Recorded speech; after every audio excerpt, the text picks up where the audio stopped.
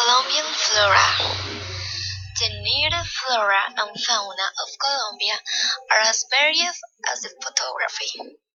The characteristics of the Colombian territory are favored to accommodate ecosystems, which in turn contribute to the presence of the large number of flora species that exist in Colombia, which currently has 45,000 species of plants.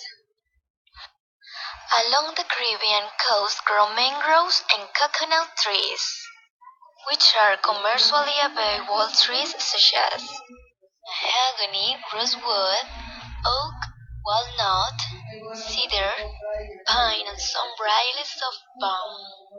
Tropical plants also produce rubber, chewing gum, cinchona, vanilla, sarsaparilla, ginger, cowpea gum, ipecacuanha, tonka bean, and beaver bean.